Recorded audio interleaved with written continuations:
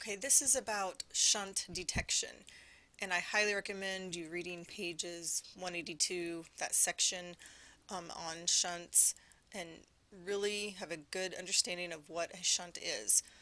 So basically, in summary, a shunt is when there is a hole in the septum of the heart that allows blood from the right side to go into the left side, or vice versa, blood from the left side going into the right side. So the blood shunts from one side to another.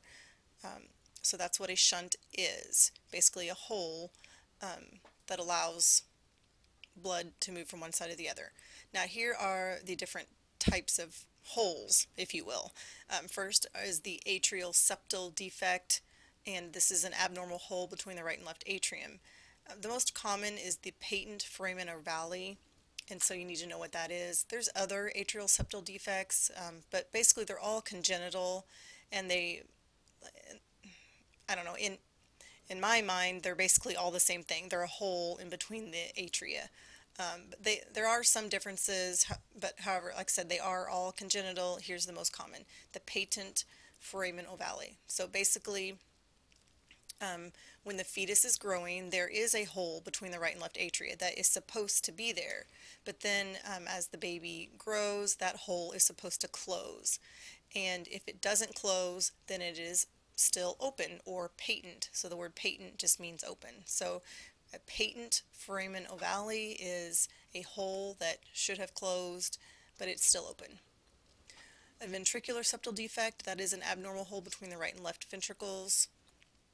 And then a patent ductus arteriosus. So again, as a fetus is growing, there's actually a blood vessel that connects the pulmonary artery, which remember is deoxygenated, to the aorta.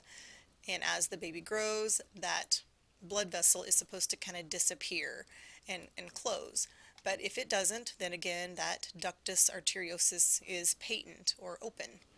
And so that can shunt blood from the right and left side. This is an important concept to understand. The cardiac output is normally the same on both sides of the heart, meaning it's 4 to 8 liters per minute on the right side and 4 to 8 liters per minute on the left side. Or, I'm sorry, I shouldn't have said right or left. I should have said, this is what I meant.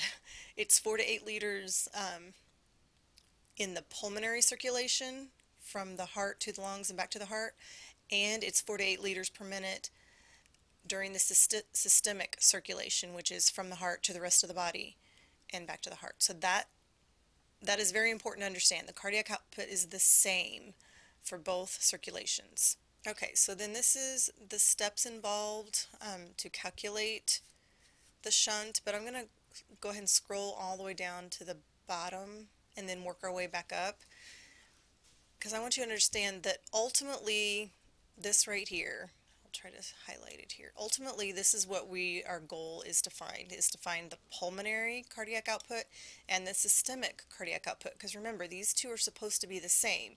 So let's pretend like the pulmonary cardiac output is higher, then that would mean that there is a left to right shunt. Or if the systemic cardiac output is higher, that would mean that there's a right to left shunt. And so if you think about that for a minute, it makes sense, but it does take a minute to wrap your head around it. So ultimately, this is what this entire calculation boils down to, is trying to find the pulmonary cardiac output and systemic cardiac output. But it's not that simple, because the way that we find these two numbers is through the oximetry run. And what I mean by that is when you're using a Swan-Ganz or other type of catheter, and you have it in the different chambers of the heart, and you are aspirating or pulling back and getting blood to test the oxygen content or oxygen saturation of that blood. So to find this ratio, it involves knowing the oxygen saturations of the different chambers. And while we're here, I'll just comment. So again, because the pulmonary CO and the systemic CO is supposed to be the same, then the ratio should be a 1 to 1. So again, if it's like a 3 to 1, then that means that's a left to right shunt. If it's a 1 to 3, then it's a right to left shunt.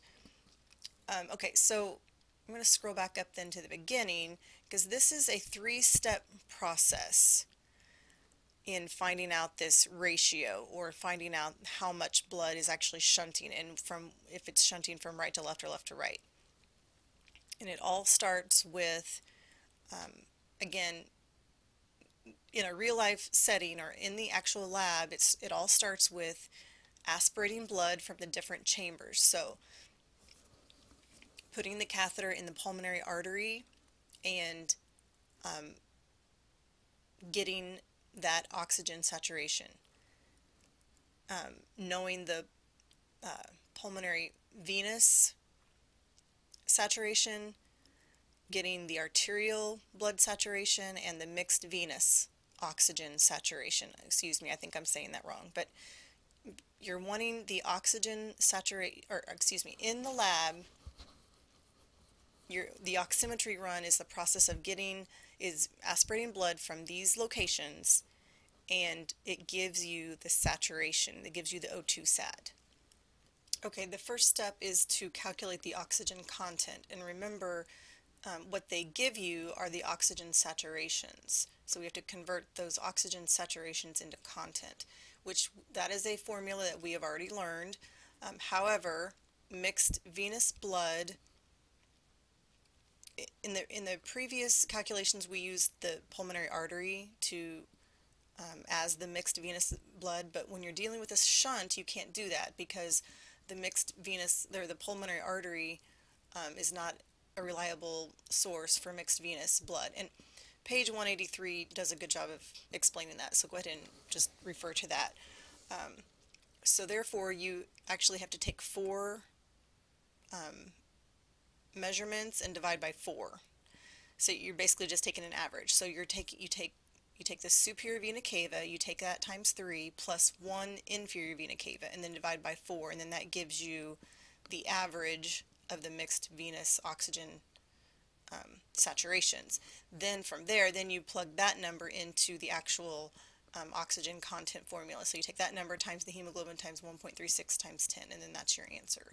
So you do have to do that for all of these different saturations. Okay, the second step is to calculate the cardiac output. So again, this is something that we've already learned. However, we have learned the cardiac output for the left ventricle and systemic circulation. We haven't learned the pulmonary circulation, but luckily it's very similar to the systemic. The only difference is you are subtracting the pulmonary vein, which again, remember, I'm sorry, you're subtracting pulmonary artery from pulmonary vein. Remember, pulmonary vein is the one oxygenated in this case. Pulmonary artery is the one that's deoxygenated. So again, the formula isn't too much different. So step 1, calculating oxygen content from the O2 sats. Step 2, calculating the cardiac output, both systemic and pulmonary. And then now, once you finally do get those cardiac outputs, then we're back to this. Then this is our ultimate goal, is to find the pulmonary cardiac output, systemic cardiac output. And remember, they're supposed to be the same. But when dealing with a shunt, they won't be the same. So to find the ratio, you ultimately take pulmonary cardiac output, divide it by systemic cardiac output, and that will give you the ratio. But if you want to know the actual volume, then you take pulmonary cardiac output minus systemic cardiac output. So that's this formula here. So I'll go ahead and highlight that. And so that will give you the actual volume of blood that is shunting. Okay, so back to the ratio. A value greater than 1.5 signifies a left to right shunt that needs intervention. So let's say the shunt is 1.4, then it is still a left to right shunt, but it doesn't need intervention. But 1.5 and higher means a left to right shunt that needs intervention, or a value of less than 1 indicates a right to left shunt. and your left to right shunts are the ones that are more problematic. So again, please read about shunts and understand this concept. Take the time to do that, please.